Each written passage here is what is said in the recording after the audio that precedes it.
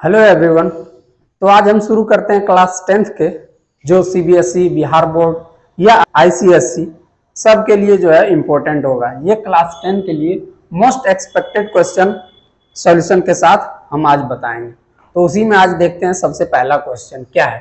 Prove that root 5 is irrational.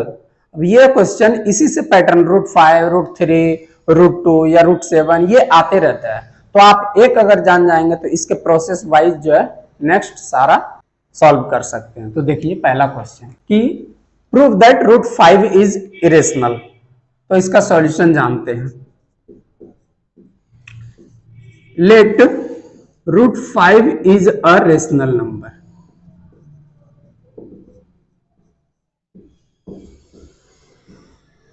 Rational number that means root 5 is equal to p by q, where p and q are integers.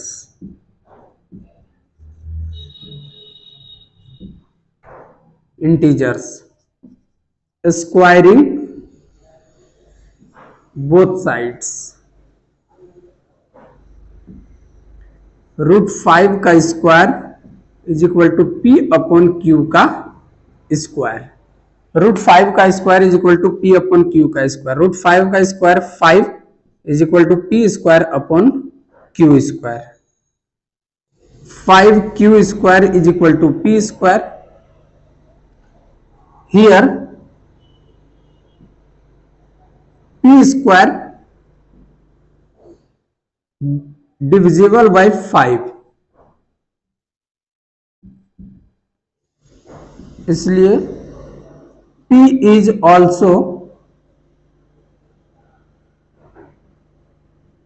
divisible by 5।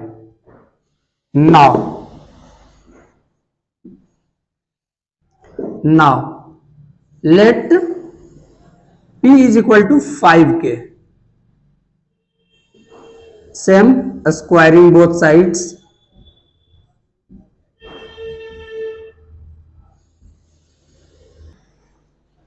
squaring both sides that means p square is equal to 5k square, यानी p square is equal to 25k square।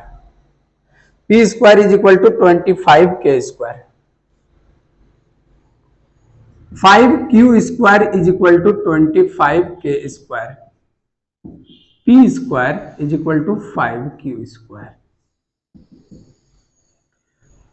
5q square P square की जगह इसलिए है क्योंकि यहां पे हम लोग पहले ही मान चुके हैं कि 5q square is equal to p square होता है। ठीक है, अब नेक्स्ट 5 5 जा 25, that means q square is equal to 5k square.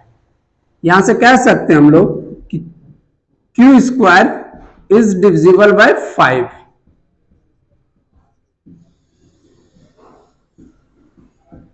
इसलिए q is also divisible by 5।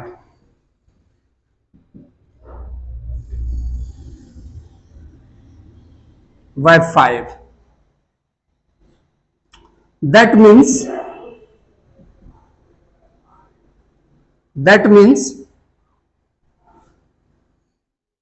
root 5 is equal to p by q is a contradiction।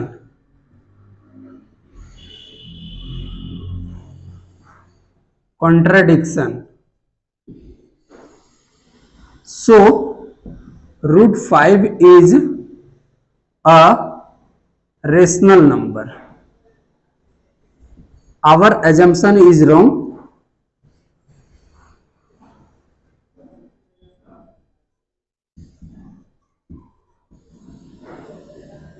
in wrong, इसलिए root 5 is irrational number।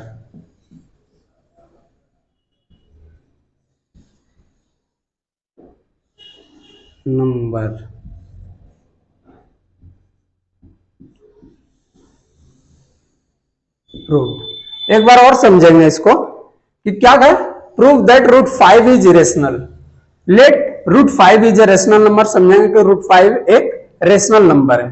तो root 5 is equal to p by q, क्योंकि हम लोग जानते हैं कि कोई भी रेशनल नंबर को पी बाई क्यू के फॉर्म में लिख सकते हैं, ठीक है। तो where p and Q R integers, जो भी पी बाई क्यू के फॉर्म में होता है वो सारे इंटीजर्स पी और क्यू ले लेते हैं। अब ये दोनों का स्क्वायरिंग करेंगे, squaring both sides, that means root 5 का square is equal to p by q का स्क्वायर। रूट 5 का square 5 is equal to p square upon q square. Q square divide में इधर आएगा तो मल्टीप्लाई में 5 q square is equal to p square. इसका मतलब हम समझेंगे कि पी स्क्वायर जो है डिवाइड करता है किसको, 5 को। तो पी स्क्वायर अगर डिवाइड कर रहा है 5 को, पी भी डिवाइड करेगा 5 को। फिर again let p is equal to 5 k, p को क्या मान लिया 5 को, क्योंकि p तो डिविजिबल कर लिया, लेकिन अब q के बारे में चेक करना है। तो स्क्वायरिंग बोथ साइड्स, तो p square is equal to 5 k square, p square is equal to 25 k square. p square का वैल्यू हमें पता है क्या, 5 क्यू स्क्वायर, उसको यहाँ पे पुट कर दिए। फिर q square is equal to 5 k square, यहां से पता चल गया q भी डिवाइड कर रहा है 5, तो इसका मतलब हो गया कि दोनों डिवाइड कर रहा है, that means root 5 is equal to p by q is a contradiction, यानी डिवाइड कर रहा है तो इरेशनल को इरेशनल में करने के लिए कॉन्ट्राडिक्ट हो गया, यानी कि गलत हो गया। तो our assumption is wrong, so root 5 is irrational number. तो आइए देखते हैं अब next question, prove that 5 plus root 2 is irrational. देखिए क्वेश्चन दो ही तरह के आते हैं, एक रूट 5 वाला जो अभी मैंने पहले डिस्कस किया, अब उसके बाद इस टाइप के भी क्वेश्चन आ सकते हैं बोर्ड में। तो देखिए 5 प्लस रूट 2 इज इरेशनल, तो यहां पे सेम लेट अस एज्यूम या लेट एज्यूम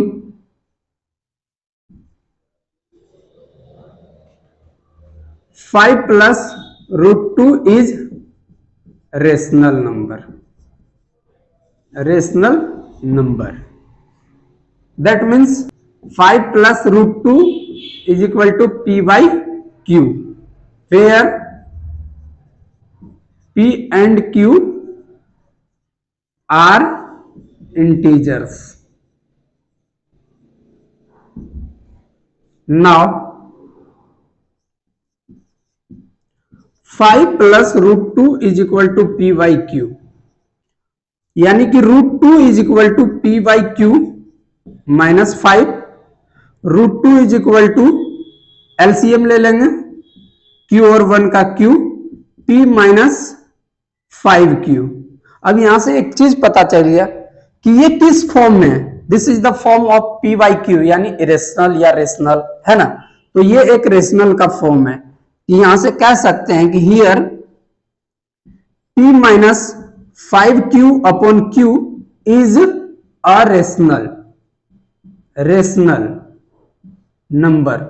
अब यहां पे ये अगर रेशनल है तो इसके इक्वल्स जो भी टर्म है वो रेशनल होगा, यानी कि root 2 is also rational number, rational number. इसलिए 5 plus root 2 is a rational number. Here our assumption is wrong, so 5 plus root 2 is irrational number।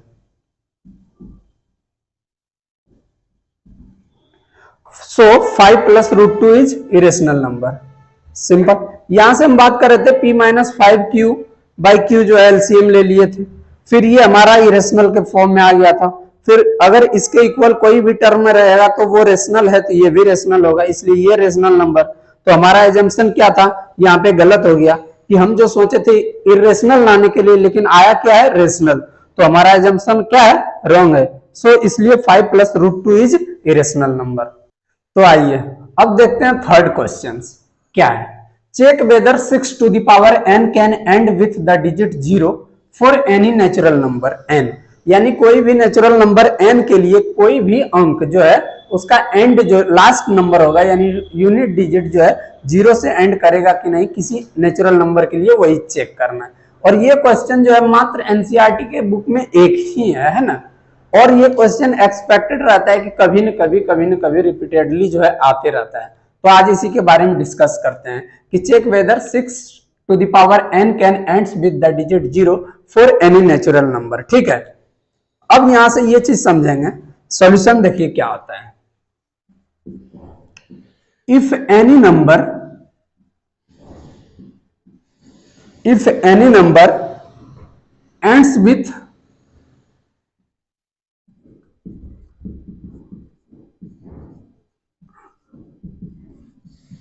digit 0, it should be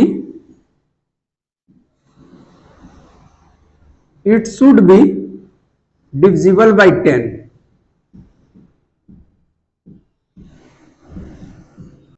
and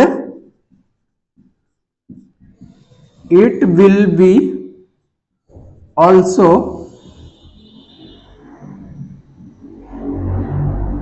divisible by 2 and 5 as 10 is equal to 2 into 5। ठीक है, यानी कि अगर कोई 10 से divide है तो वो 2 से भी और 5 से भी डिवाइड होना चाहिए। And now it will be observe that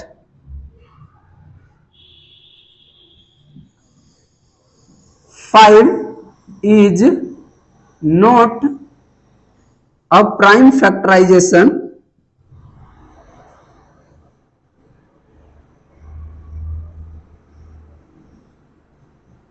of 6।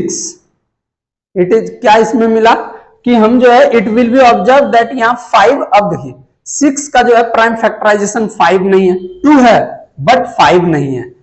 Hence for any value of n 6 to the power n will not divisible by 5। यानी कि कोई भी नंबर क्या बोला, 6 का अगर फैक्टर नहीं है तो वो 5 से डिवाइड नहीं करेगा, यानी 5 2 आना ही चाहिए अगर किसी के लास्ट में 0 आना है, एंड में 0 आना है।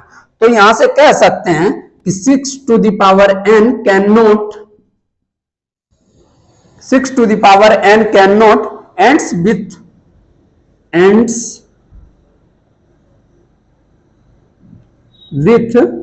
the digit 0 for any natural number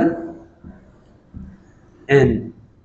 अब देखिए एक बार और समझेंगे कि क्वेश्चन में कहा गया है 6 टू द पावर n जो है कि कोई नंबर 0 लास्ट में नहीं आएगा। क्यों नहीं आएगा, इसका रीजन समझेंगे कि कोई भी नेचुरल नंबर में डिजिट में 0 आने के लिए क्या चाहिए, 10 चाहिए। 10 का यानी वो डिविजिबिलिटी हो या 10 का मल्टीपल हो। अब 10 के लिए क्या चाहिए, 2 और 5 इसका फैक्टर बनना चाहिए। लेकिन हम यहां से ऑब्जर्व कर रहे हैं कि 6 का प्राइम फैक्टराइजेशन जो है क्या नहीं है, 5 नहीं है। अगर 5 नहीं है तो यहां से कह सकते हैं कि किसी भी नंबर n के लिए 6 टू द पावर n जो है डिविजिबल नहीं होगा। अगर 6 डिविजिबल नहीं है तो उसके पावर जितने भी हैं वो 5 से डिविजिबल नहीं होगा। इसलिए कह सकते हैं कि 6 to the power n can not ends with the digit 0 for any natural number n। चलिए आइए देखते हैं next question. Question number 4, find the zeros of the following quadratic polynomial and verify the relationship between the zeros and the coefficients. Zeros और coefficients के बीच में हम relation देखेंगे किसी भी क्वाड्रेटिक इक्वेशन के। अब क्वाड्रेटिक इक्वेशन में क्या है, ये पॉलिनोमियल जो भी समझे तो देखिए x square minus x minus 182। अब इसके जीरोज फाइंड करना है तो कैसे करेंगे, x square minus x minus 182 is equal to क्या, 0। अब यहाँ पे हम जब भी किसी का जीरोज या उसके वैल्यूज निकालने के लिए क्या करते हैं, इसका फैक्टर बनाने की कोशिश करते हैं। तो 182 और एक्स स्क्वायर के कोफिशिएंट को मल्टीप्लाई करते हैं। कोफिशिएंट क्या है, कुछ नहीं तो अभी 1 समझेंगे। तो 1 इंटू 182 है ना, 1 इंटू 182 करने पर कितना आ रहा है, 182। अब 182 का ऐसा फैक्टर बनाइए जो हमको ऐड या सब्ट्रैक्ट करके क्या लाना पड़े, 1 लाना पड़े। तो 182 का फैक्टर क्या क्या कर सकते हैं, 1 और 182 कर सकते हैं। इसी तरह से 13 और 14 कर सकते हैं। तो देखिए 13 और 14 को सब्ट्रैक्ट करके हम क्या ला सकते हैं, 1 ला सकते हैं। यानी कि ये हम अप्लाई कर सकते हैं, x square minus 14x plus 13x minus 182 is equal to 0। अब यहाँ पे इन दोनों में कॉमन और इन दोनों में कॉमन क्या क्या लेंगे, x common, then x minus 14 plus 13 common, 13 into x यानी x माइनस 13 इंटू 14 करेंगे तो 182 आता है, यानी 13 कॉमन अगर ले लिए हैं तो यहाँ पे क्या बचा 14 इज इक्वल टू 0। अब इन दोनों में क्या कॉमन है, x माइनस 14, x माइनस 14, तो x माइनस 14 कॉमन ले लेंगे, यहाँ पे क्या बचा x plus 13 is equal to 0। अब इन दोनों को जीरोज के इक्वल कर देना है, यानी कि x minus 14 is equal to 0 and x plus 13 is equal to 0, यानी कि x is equal to minus 14 equals के उस पार यानी प्लस 14, इधर x is equal to minus 13, x का वैल्यू क्या आ गया प्लस 14 और माइनस 13, दो वैल्यू हो गया। अब यानी कि इसे कह देंगे alpha 14 and beta is equal to minus 13। अब यहां पे इसको वेरीफाई करने के लिए क्या करेंगे, वेरीफाई कैसे करेंगे, वेरीफाई करने के लिए बहुत ही सिंपल है, ये अल्फा बीटा आ गया, अल्फा बीटा टर्म अब हम लोग पढ़े थे सम ऑफ रूट्स और प्रोडक्ट ऑफ रूट्स, यानी alpha plus beta is equal to क्या आ जाएगा 14 plus minus 13 is equal to 1 आ गया, 14 माइनस 13 1। अब अल्फा प्लस बीटा का वैल्यू क्या आता है माइनस बी बाई ए, यानी माइनस कितना है b का value minus of minus 1 by A का वैल्यू 1, यानी माइनस माइनस प्लस यानी ये 1 आ गया। यहां से हम कह सकते हैं क्या कि माइनस जो है कोफिशिएंट का भी रिलेशन बताना है, कोफिशिएंट का मतलब minus of coefficient of x square upon coefficient of x and x square, not x square, यहां पे ऊपर लेना है minus of coefficient of x upon coefficient of x square. अब देखिए x का कोफिशिएंट लीजिए माइनस 1, इसका कोफिशिएंट 1, देखिए ये दोनों इक्वल आ गए यानी वेरीफाई कर गया। अब नेक्स्ट में क्या करना है अल्फा इंटू बीटा यानी प्रोडक्ट ऑफ रूट्स क्या आता है c बाई ए। अब c क्या है इसमें 182। अब यहां से चेक करेंगे कैसे, तो ये बाद में, पहले देख लेते हैं अल्फा इंटू बीटा, अल्फा कितना है 14, बीटा कितना है माइनस 13, इन दोनों को मल्टीप्लाई कीजिए कितना आता है माइनस 182। अब इन दोनों के हेल्प से हम क्या करेंगे इसको वेरीफाई कर लेते हैं कि alpha plus beta c by A होता है। अब c के जगह क्या रखेंगे, c यानी 182 माइनस 182, a के जगह क्या रखेंगे 1, एक्स स्क्वायर का कोफिशिएंट 1, यानी कि यहां से पता चल गया minus of coefficient of x0 upon coefficient of x square, verify हो गया। यहां से बोलेंगे कि ये दोनों वेरीफाई हो गया क्योंकि दोनों सेम आ गए, यहाँ पे भी माइनस 182 और ये भी माइनस 182, यानी ये वेरीफाई हो गया। अब इसी में दूसरा क्वेश्चन चेक करेंगे हम लोग कि एक दिया हुआ है टी स्क्वायर माइनस 15, इसके जीरोज को बताना है, कैसे बताएंगे टी स्क्वायर माइनस 15 को, ये आप देख सकते हैं पूरा है ना, पॉज करके आप जो है इसको देख लीजिए, फिर आगे आप दूसरे क्वेश्चन पे चेक करते हैं। इसी में टी स्क्वायर माइनस 15 का जीरोज बताना है तो कैसे बताएंगे, तो हम लिखेंगे कि t square minus 15 is equal to 0, zero जब भी बताना तो उसको जीरो के इक्वल करना है, t square minus 15 is equal to 0। अब देखिए यहां से एक टर्म पता चल गया, टी स्क्वायर माइनस 15 उधर जाएगा तो प्लस 15, ठीक है। अब टी इज इक्वल टू क्या आता है अंडर रूट 15, और रूट के अंदर कोई भी वैल्यू क्या आता है प्लस और माइनस में, यानी टी का वैल्यू क्या हुआ प्लस और माइनस में, यानी कि कह सकते हैं कि एक बार जो है प्लस 15 और एक बार जो है क्या होगा माइनस 15 रूट के अंदर, यानी कि alpha is equal to root 15 plus में और beta is equal to minus root 15। अब यहां से फिर वेरीफाई कर लेंगे, चेक करेंगे क्या अल्फा प्लस बीटा यानी रूट 15 और plus minus root 15 is equal to क्या होगा, ये दोनों प्लस माइनस में जीरो हो जाएगा, यानी कि अल्फा प्लस बीटा का क्या आता है माइनस बी बाई। अब चेक कर लीजिए कोफिशिएंट के द्वारा, माइनस बी बाई यानी कोफिशिएंट ऑफ एक्स, तो कितना हो जाएगा इसका कोफिशिएंट अपॉन इसका कोफिशिएंट, तो ये दोनों में देखो बी टर्म है, इसमें कोई टर्म नहीं है क्योंकि ये कांस्टेंट टर्म है, इसको हम ऐसा भी लिख सकते थे t square minus 0t minus 15 is equal to 0, तो ये टी का कोफिशिएंट क्या आया 0, वही कोफिशिएंट यहाँ 0 चाहिए और ये 1, 0 बाई 1 यानी 0, ये दोनों इक्वल आ गए। यहां से कह सकते हैं कि minus of coefficient of x upon coefficient of x square, यानी ये वेरीफाई करके अब नेक्स्ट हम जानते हैं कि सम ऑफ रूट्स के बाद क्या, product of roots alpha into beta. अब इन दोनों को वेरीफाई करते हैं, रूट 15 इंटू माइनस रूट 15। अब रूट 15 इंटू रूट 15, रूट के अंदर दो टर्म अगर है ना, रूट के अंदर दो टर्म जब भी होता है तो उसको हम मल्टीप्लाई कर देते हैं, तो क्या आता है 15, यानी एक टर्म बाहर, माइनस में प्लस माइनस माइनस, माइनस 15 हो गया। अब इसका कोफिशिएंट से चेक करते हैं कि इसका कोफिशिएंट क्या होगा। तो कोफिशिएंट हमें पता है alpha into beta is equal to C by A. अब सी के जगह क्या है, constant term minus 15 upon A के जगह क्या है 1। अब इसको चेक कर लेते हैं हम लोग क्या होता है, माइनस 15 अपॉन 1 क्या होता है माइनस 15। अब इसका कोफिशिएंट क्या लिखेंगे, कोफिशिएंट ऑफ x0 या कांस्टेंट, x0 को क्या बोलते हैं, कांस्टेंट बोलते हैं। Coefficient of x0 upon coefficient of x square, यहां से ये वेरीफाई आ गया क्योंकि ये भी -15, ये भी -15, ये भी 0, ये भी 0, ये भी वेरीफाई आ गया। और ये बहुत ही सिंपल है, जो 3 नंबर का क्वेश्चन बोर्ड्स में पूछा जाता है। तो आइए देखते हैं question number 5। Find the quadratic polynomial each with the given numbers as the sum and product of its zeros respectively, यानी कि इसका जो है जीरोज का सम और प्रोडक्ट जो है गिवन है, यानी सम इज इक्वल टू दे दिया है √2 और प्रोडक्ट 1/√3। अब यहाँ पे चेक करते हैं इसका क्या आता है। सम का मतलब alpha plus beta, alpha plus beta जो है क्या है √2, एंड प्रोडक्ट का मतलब alpha into beta, alpha into beta दे दिया है 1/3। अब कोई भी क्वाड्रेटिक पॉलिनोमियल फाइंड करने के लिए इसका एक फॉर्मूला होता है।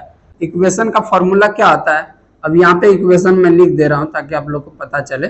इक्वेशन के लिए फॉर्मूला होता है X square minus alpha plus beta, alpha plus beta क्या है sum of roots, plus alpha into beta, alpha into beta क्या है प्रोडक्ट ऑफ रूट्स। अब इसी के थ्रू हम लोग इक्वेशन फाइंड आउट करेंगे। एक्स स्क्वायर तो एक्स स्क्वायर रहने दे।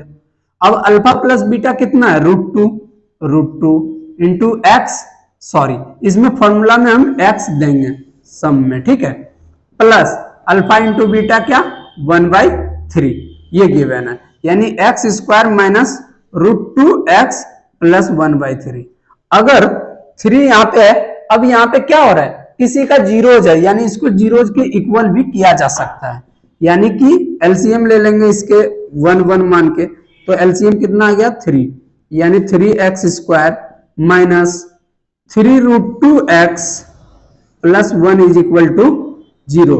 अब 3 उधर चला जाएगा तो क्या होगा 3x square minus 3√2x plus 1 is equal to 0। तब फाइंड अ क्वाड्रेटिक पॉलिनोमियल, यानी पॉलिनोमियल क्या आया, ये आया कि 3x square minus 3√2x plus 1, यही हमारा आंसर है। ठीक है, तो ये बहुत आसान था कि अगर सम दिया हुआ प्रोडक्ट दिया हुआ था, इस फॉर्मूला से हम जो है इक्वेशन फाइंड आउट कर सकते हैं। ठीक है, अब इसी में एक नेक्स्ट क्वेश्चन देखेंगे। ठीक है, नेक्स्ट क्वेश्चन क्या है, यहां पे दे दिया है अल्फा प्लस बीटा जो है हमारा गिवन है -1 alpha plus beta is equal to -1/4 और alpha into beta is equal to 1/4। अब इन दोनों के मदद से हम क्या निकालेंगे इक्वेशन, कैसे निकालेंगे, तो देखिए बहुत ही आसान, फिर फॉर्मूला अप्लाई करेंगे। क्या हम लोग अभी इक्वेशन का फॉर्मूला जानते हैं, x square minus alpha plus beta into x plus alpha into beta. ठीक है, अब इसी के हेल्प से ये इक्वेशन के मदद से फॉर्मूला निकालेंगे, फॉर्मूला की मदद से ये इक्वेशन फाइंड आउट करेंगे। X square minus alpha plus beta क्या है -1/4 into x, alpha into beta क्या है 1/4। चलिए अब देखिए x square minus minus plus x/4 plus 1/4। अब यहाँ पे जीरोज की बात है तो इसको जीरो के इक्वल कर देंगे ताकि हमारा डिनोमिनेटर क्या हो नहीं रहे, तो इसको जीरोज के इक्वल एलसीएम ले लेंगे। 4 1 4 का एलसीएम 4, 4 1 जा 4 यानी 4x square plus x plus 1 is equal to 0। अब ये डिवाइड में उधर चला जाएगा तो क्या होगा मल्टीप्लाई में, यानी 4x square plus x plus 1 is equal to 0। यानी कि हमारा जो पॉलिनोमियल हो गया क्वाड्रेटिक का वो क्या हो गया 4x square plus x plus 1, ये क्वाड्रेटिक पॉलिनोमियल बन गया इन दोनों जीरोज की मदद से। तो ये था हमारा क्वाड्रेटिक पॉलिनोमियल जिसमें अल्फा बीटा यानी सम ऑफ रूट्स और प्रोडक्ट ऑफ रूट्स जो है गिवन होते हैं। इन दोनों को सॉल्व किए, ठीक है। तो आइए देखते हैं अब next question, question number 6। Solve 2x plus 3y is equal to 11 and 2x minus 4y is equal to minus 24 and hence find the value of m for which y is equal to mx plus 3, y is equal to mx plus 3। यानी इस दोनों equation के help से हमें m का value find out करना है। तो आइए सॉल्व करते हैं। 2x plus 3y is equal to 11 equation first and 2x minus 4y is equal to minus 24 equation second, ठीक है। ये दोनों इक्वेशन को मान लिया ये फर्स्ट है और ये सेकेंड है। From equation first 2x plus 3y is equal to 11, 2x is equal to 11 minus 3y, x is equal to 11 minus 3y by 2 equation third. अब क्या करना है, put the value of equation third in equation second. Third का value जो है equation second में रख देंगे। कैसे, देखिए 2x minus 4y is equal to minus 24, x का वैल्यू रखना है ये, यानी 2 into 11 minus 3y by 2 minus 4y is equal to minus 24। 2 divide में 2 मल्टीप्लाई में कैंसिल, यानी कि 11 minus 3y minus 4y is equal to minus 24, 3y 4y minus 7y is equal to minus 24 plus 11 उधर तो माइनस 11। अब आगे next देखिए, minus 7y is equal to minus 35, minus से minus cancel, y is equal to 35 by 7, 7 5 जा 35, y का value क्या आ गया 5। अब यहाँ पे y का वैल्यू हम किसी में रख सकते हैं, तो सबसे आसान है यहाँ पे रखना। तो क्या लिखेंगे, put the value of y in equation third,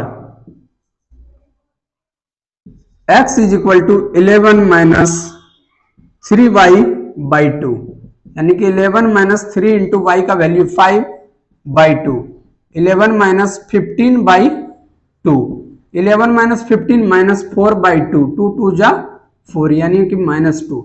यहां से हम कह सकते हैं कि x का वैल्यू कितना आ गया -2 और y का वैल्यू कितना आ गया 5। अब आ जाते हैं, इस क्वेश्चन क्या था, m का वैल्यू फाइंड आउट करना था।